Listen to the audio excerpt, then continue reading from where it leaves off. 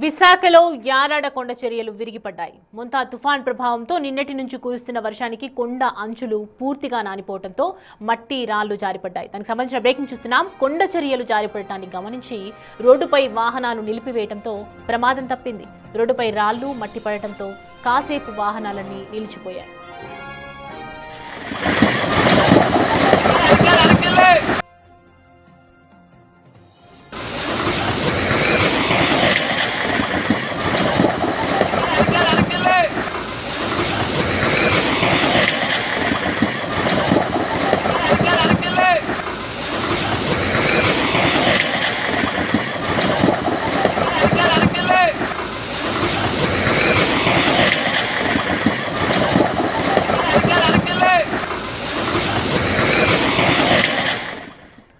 Right, విశాఖలో యారడ కొండ చర్యలు విరిగిపడినట్లు దృశ్యాలు కనిపిస్తూ ఉన్నాయి మనకి. నిన్న మొంతా తుఫాన్ ఎఫెక్ట్తో ఇదంతా జరిగిందని చెప్పి ఒకవైపు చెప్తూ ఉన్నారు.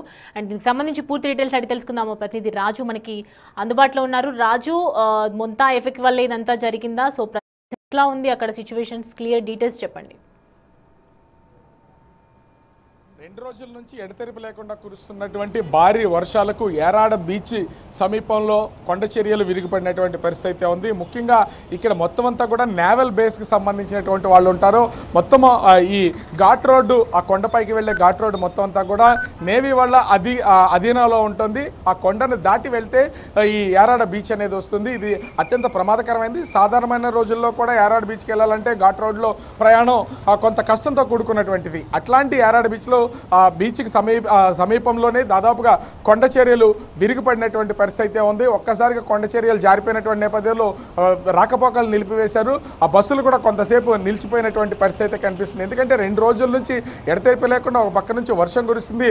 భారీగా జోరుగా గాలి వీస్తున్నటువంటి నేపథ్యంలో ఆ నానిపోయినటువంటి మట్టి పిల్లలు ఒక్కసారిగా విరిగిపడుతున్నాయి. రాళ్లు రోడ్డు మీదకి వచ్చినటువంటి నేపథ్యంలో రాకపోకలన్నింటినీ కూడా నిలిపివేసి సహాయ చర్యలు అంటే మొత్తం అంతా దాన్ని క్లియర్ చేసే పనిలో అధికార యంత్రాంగం ఉంది. దీనికి నేవీ అధికారులు కూడా తోడయి మొత్తం అంతా కూడా క్లియర్ చేస్తున్నటువంటి పరిస్థితి. మరోపక్క శీలానగర్కి సంబంధించి చూస్తే గాజువాక సమీపంలోని శీలానగర్లో మొత్తం 11 kV వైర్లు ఒక్కసారిగా తెగుబడిపోయి విద్యుత్ అంతరాయం ఏర్పడింది. వర్షాన్ని సైతం లెక్క చేయకుండా మొత్తం ఆ 11 kV వైర్స్ని విద్యుత్ శాఖకు సంబంధించినటువంటి సిబ్బంది త్వరితగతిన బాగు చేస్తున్నటువంటి పరిస్థితి అయితే ఉంది. ఇక మార్కాపురం సంబంధించి అంటే గాజువాక ప్రాంతంలోనే మార్కాపురానికి సంబంధించి ఏకేసీ కాలనీలో భారీగా వరద నీరు చేరినటువంటి కాలనీలన్నింటినీ కూడా ఎమ్మెల్యే గణబాబు మొత్తం పరిశీలిస్తున్నటువంటిది అయితే ఉంది. అధికార యంత్రాంగంతో జేసీబీల సాయంతో వాటన్నింటినీ కూడా అక్కడి నుంచి నీటిని కిందికి పారేలాగా ఏర్పాట్లు చేస్తున్నారు. ఇక పరదేశీ పాలనలో అయితే విశాఖకి పరదేశీ పాలనకి సంబంధించి పూర్తిగా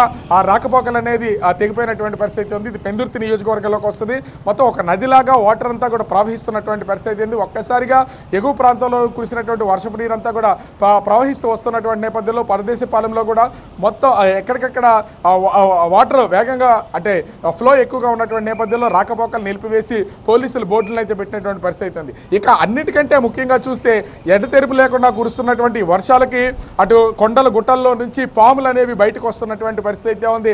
ఈ పాములన్నీ కూడా ఇళ్లలోకి చేరడం, ఇళ్లలో ఉన్నటువంటి వస్తువుల్లో చేరడం, బైకుల్లోకి చేరుతున్నాయి. సడన్గా ఇవన్నింటినీ బయటపడుతున్నటువంటిది అయితే ఉంది. దీంతో ఆ నగరవాసులు కూడా తీవ్ర భయాందోళనకు గురవుతున్నారు. ఎందుకంటే కొండల గుట్టల్లో కూడా తీవ్రమైనటువంటి గాలి వర్షం ఉన్నటువంటి నేపథ్యంలో ఇళ్లలోకి పాములు వచ్చి చేరుతున్నటువంటిది అయితే ఉంది. ప్రస్తుతం ఇప్పటి వరకు మనం ఉదయం నుంచి విశాఖ బీచ్ వాతావరణాన్ని చూపిస్తున్నాం. మరొకసారి నేను బీచ్ వాతావరణాన్ని చూపించే ప్రయత్నం చేస్తాను. ఎందుకంటే విశాఖ బీచ్ మొత్తం అంతా కూడా ప్రస్తుతం రంగు మారిపోయినటువంటిది అయితే ఉంది. సహజంగా ఇటు ఆర్కే బీచ్ నుంచి భీమిలి బీచ్ వరకు ఉన్నటువంటి బీచ్ సరౌండింగ్స్ అంతా చాలా వరకు ఈ మొత్తం అంతా కొంత బ్లూయిష్గా ఉంటుంది. బ్లూ వాటర్లా కనిపిస్తూ ఉంటుంది. చూడడానికి ఎంతో ఆహ్లాదంగా ఉంటుంది.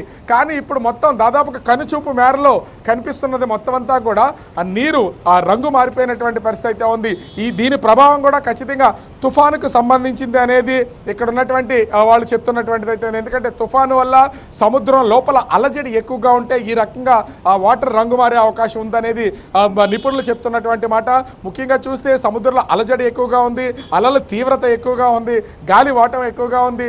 దీంతో మొత్తం సముద్రంలో కూడా వాటర్ అంతా కూడా రంగు మారిపోయినటువంటి పరిస్థితి అయితే కనిపిస్తుంది. మరోపక్క ఇప్పటికే ఓడరేవులకు సంబంధించి ప్రమాద హెచ్చరికలు జారీ చేసినటువంటి నేపథ్యంలో విశాఖ ఓడరేవు కూడా కొన్ని జాగ్రత్తలు తీసుకుంటూ మొత్తం ఎక్కడికక్కడ ఈ వాటర్కి సంబంధించి వాళ్ళు హైట్లో ఉన్నటువంటి వాటిని అన్నింటినీ తగ్గిస్తున్నటువంటి అంటే మిషనరీని తగ్గిస్తున్నటువంటి పరిస్థితి అయితే కనిపిస్తుంది. ఓవరాల్గా చూస్తే గతంలో వచ్చినటువంటి హుద్దూద్ తుఫాను ఒక బేబస్సాన్ని అయితే విశాఖలో సృష్టించింది. అట్లాంటి పరిస్థితులు ఇప్పుడు ఉత్పన్నం కాకుండా ఉండడానికి ప్రభుత్వ యంత్రాంగం, జిల్లా కలెక్టర్ హరీందర్ ప్రసాద్, విశాఖ సిపి శంకరప్రత బాగ్జీ తగు ఏర్పాట్లు చేస్తున్నారు. బీచ్ పరిసరాల్లోకి ఎవరూ రాకుండా ఉండేలాగా పోలీసులు పహారా కాయిస్తున్నటువంటిది అయితే ఉంది. నిత్యం మనం చూస్తూ ఉంటాం బీచ్లో అనేక మంది, ఎప్పుడు రద్దీగా ఉంటుంది, సమయంతో పని లేదు. కానీ ఇప్పుడు మనం బీచ్ వాతావరణంలో చూస్తే కనుక వాళ్ళందరూ విశాఖ నగరానికి సంబంధించినటువంటి పోలీసులు, వీళ్లతో పాటు గజేతగాళ్లు కూడా కొంతమంది ఉన్నటువంటి పరిస్థితి అయితే కనిపిస్తుంది. తుఫాను తీవ్రత మరికొద్ది గంటల్లో తీవ్ర తుఫానుగా ఇప్పటికే తీవ్ర తుఫానుగా కొనసాగుతున్నటువంటి నేపథ్యంలో ఈ తుఫాను తీరం దాటడానికి మరికొద్ది గంటలే ఉన్నాయి. ఇప్పటికే గాలి తీవ్రత పెరుగుతూ వస్తుంది, సముద్రం కలర్ మారుతూ వస్తున్నటువంటి పరిస్థితి అయితే ఉంది.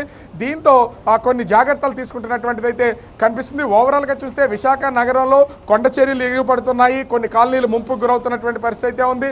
చెట్లు చాలా వరకు చెట్లు ఎక్కడికక్కడ కూలిపోయినటువంటి పరిస్థితి అయితే ఉంది. చెట్ల రూపంలో ఆస్తులు అంటే కార్లు కానీ ఇతర వస్తువులు కానీ ధ్వంసం అవుతున్నటువంటి పరిస్థితి అయితే కనిపిస్తుంది. ఓవరాల్గా చూస్తే తుఫాను తీరం దాటేది కాకినాడ సమీపంలో అయినా కూడా దాని ప్రభావం మాత్రం విశాఖ నగరం మీద ఎక్కువగా కనిపిస్తున్నటువంటి పరిస్థితి అయితే కనిపిస్తూ ఉంది. రాజు, అంటే యారాడ కొండ చర్యలు అంటే ఎక్కువ రాకపోకలకి చాలా బిజీగా ఉండే రోడ్డు కదా, సో ప్రజెంట్ దానికి సంబంధించి ఇంకా వేరే వైపు దారి మళ్లించడం కానీ ఏదైనా చేస్తున్నారు. అలాగే గతంలో చూసుకున్నటువంటి తుఫాన్తో పోలిస్తే ఈసారి ఎక్కువగా యాక్షన్స్ ఎక్కువ కనిపిస్తూ ఉన్నాయి. కొండ చర్యలు వెంటనే జారిపోవటము, అలాగే మనం ఇప్పుడు చూసినట్టు మీరు చెప్పినట్టుగా బీచ్కి సంబంధించి కూడా కలర్ చేంజ్ అవ్వటము, ఇంకా ఏదైనా జరిగే అవకాశాలు కూడా ఉంటాయి కదా. పలు చోట్ల కూడా కొండలున్న చోట అలాంటి చోట్ల ఏదైనా అప్రమత్తంగా ఉండటం అనేది జరుగుతుందా? ప్రస్తుతం అక్కడ ఉన్నటువంటి చుట్టుపక్కల ప్రాంతాల పరిస్థితి, ప్రజల పరిస్థితి ఏంటి? ముఖ్యంగా చూస్తే ఇది గాజువాక నియోజకవర్గం, అదేవిధంగా విశాఖ పశ్చిమ నియోజకవర్గం, పెందుర్తి నియోజకవర్గాల పరిధిలో ఈ కొండ చర్యలు ఇరుగుపడేవి ఎక్కువగా కనిపిస్తూ ఉంటాయి. ముఖ్యంగా చూస్తే యారాడ ప్రాంతం అనేది నేవీ అధికారుల అధీనంలో ఉంటుంది కాబట్టి దీనికి రాకపోకలు అనేవి యారాడ గ్రామం లోపల ఉంది కాబట్టి ఆ గ్రామానికి వెళ్ళడానికి బస్సులు కానీ వాళ్ళ వెహికల్స్ కానీ వెళ్తూ ఉంటాయి. కానీ దాన్ని మొత్తం పర్యవేక్షణ అంతా కూడా ఇండియన్ నేవీ వాళ్ళే చూస్తారు. ఈ కొండ చర్యలు విరిగినటువంటి వెంటనే సహాయ చర్యలు చేపట్టారు, వాటిని అన్నింటినీ క్లియర్ చేశారు. అయితే ఒక 2 గంటల పాటు తాత్కాలికంగా రాకపోకలు అనేది నిలుపుదల చేసినటువంటి పరిస్థితి అయితే ఉంది. వెంటనే వాటిని పునరుద్ధరించారు. ఇప్పుడు అంటే గతంతో ఇప్పటికీ పోల్చి చూస్తే టెక్నాలజీ పెరగడం, అన్నీ కూడా అడ్వాన్స్డ్గా ఉన్నటువంటి నేపథ్యంలో ఒక ప్రమాదం జరిగినా లేదా అక్కడ ఇబ్బందికర వాతావరణం ఉన్నా వాటిని క్లియర్ చేయడానికి యంత్రాంగాన్ని ఇప్పటికే సిద్ధం చేసినటువంటి పరిస్థితి అయితే ఉంది. ఎందుకంటే 3 రోజుల నుంచి కూడా కాకినాడ దగ్గర తీరం దాటుతుందా, మచిలీపట్నం వైపు వెళ్తుందా, విశాఖపట్నం కళింగపట్నం వైపు వస్తుందా, ఈ సందిగ్ధ అయితే ఉంది. అయితే తీరాన్ని ఇది రూపం మార్చుకుంటూ దీని ప్రయాణం మారుతున్నటువంటి నేపథ్యంలో ఇప్పుడు అటు కాకినాడ తీరానికి సముద్ర తీరంలో ఇది తీరం దాటే అవకాశం ఉందని తెలుస్తుంది. అయినా కూడా దాని ప్రభావం ప్రస్తుతం విశాఖ మీద ఎక్కువగా కనిపిస్తుంది. ఈ ప్రస్తుతం అయితే కొంత భిన్నమైనటువంటి వాతావరణం కూడా ఉత్తరాంధ్ర వ్యాప్తంగా కనిపిస్తున్నటువంటిది అయితే ఉంది. మనము నిలబడినటువంటి ప్లేస్లో 5 నిమిషాలు ఉంటే ఒక్కసారిగా ఎండ వాతావరణం వస్తుంది, ఒకేసారి వర్షం పడుతుంది, వెంటనే మబ్బులు వచ్చేస్తున్నటువంటి పరిస్థితి. గాలి మాత్రం కంటిన్యూగా దాదాపుగా 60 నుంచి 80 కిలోమీటర్లు దాదాపుగా గాలి వీస్తున్నటువంటి పరిస్థితి ఉంది. ఇక సముద్ర తీర ప్రాంతంలో అదే వాటర్ కొనసాగుతున్నటువంటిది అయితే ఉంది. అయితే కొండ ప్రాంతాల్లో నివాసం ఉంటున్నటువంటి వాళ్ళందరికీ కూడా పునరావాస కేంద్రాలకి వాళ్ళని ఏర్పాటు చేయడం, అక్కడికి ముందస్తుగానే బలమైనటువంటి ఇళ్ళు కానటువంటి వాటిని, ముఖ్యంగా రేకుల షెడ్లు ఉన్నటువంటి వాటిలన్నింటినీ అట్లాంటి ఇళ్లలో ఉంటున్నటువంటి వాళ్ళని ముందస్తుగానే తరలించి ఈ రిహాబిలిటేషన్ సెంటర్లో ఉంచినటువంటిది అయితే ఉంది. ప్రభుత్వం ఆలోచన ఒక్కటే, ప్రాణ నష్టం అనేది జరగకుండా ఉండాలి, ప్రాణ నష్టం లేకుండా ముందస్తు చర్యలు చేపట్టాలనేది అధికారులకి ఆదేశాలు జారీ చేసినటువంటి నేపథ్యంలో ప్రస్తుతం అధికార యంత్రాంగం కూడా ఈ పనిలో నిమగ్నమైనటువంటి పరిస్థితి ఉంది. మరి ముఖ్యంగా చూస్తే సముద్రం రంగు మారడం వెనక ఆంతర్యం ఏంటనేది అర్థం కావట్లేదు. ఎందుకంటే ప్రతిరోజు సాధారణమైనటువంటి వర్షాలు పడినప్పుడు బయట ఉన్నటువంటి వాటర్ అంతా కూడా సముద్రంలోకి వెళ్తుంది, కొంత కలర్ చేంజ్ అవుతుంది. అవుతుంది. కానీ ఈ రోజు 9 గంటల సమయం వరకు మాత్రమే వర్షం పడినటువంటి పరిస్థితి అయితే ఉంది. అప్పటి నుంచి ఇప్పటి వరకు లేదు. నిన్న కూడా వర్షాలు కురిసిన ఏ రకమైనటువంటి కలర్ చేంజ్ కాలేదు సముద్రం. కానీ ఇప్పుడు వాతావరణం అంతా దాదాపు కనుచూపు మేరలో ఒక నాటికల్ మైల్ దూరం వరకు, అంటే 1.5 కిలోమీటర్ల వరకు కూడా సముద్రం అంతా కూడా చూస్తూ ఉంటే కలర్ చేంజ్ అయినటువంటి పరిస్థితి అయితే ఉంది. అయితే సముద్రం లోపల అలజడి ఉంటేనే ఈ రకమైనటువంటి వాతావరణం వస్తుందని నిపుణులు చెప్తున్నటువంటి పరిస్థితి అయితే ఉంది. అయితే తీరం దాటే వరకు ఇదే వాతావరణం కొనసాగుతుందా, సముద్ర కలర్ ఇదే విధంగా ఉంటుందా లేదా మార్పు చెందుతా అనేది మాత్రం వేచి చూడాల్సినటువంటి పరిస్థితి అయితే ఉంది. కానీ మొంతా తుఫాను ప్రభావం మాత్రం అటు కోనసీమ నుంచి ఇటు శ్రీకాకుళం వరకు దాని తీవ్రత ఉండే అవకాశం అయితే ఉంది. విశాఖ నగరం గతంలో 2014లో హుదూద్ తుఫాన్ని ఫేస్ చేసింది. ఇప్పుడు అంత దాడి జరగకపోయినా కూడా గాలి రూపంలో ఆ ప్రభావం అయితే ప్రస్తుతం కూలిపోతున్నటువంటి చెట్లను చూస్తూ ఉంటే ఆ ప్రభావం విశాఖ మీద కూడా పడే అవకాశం కనిపిస్తున్నట్లుగా ప్రస్తుత వాతావరణ పరిస్థితులు అయితే కనిపిస్తూ ఉన్నాయి. Right Raju, thanks for the updates.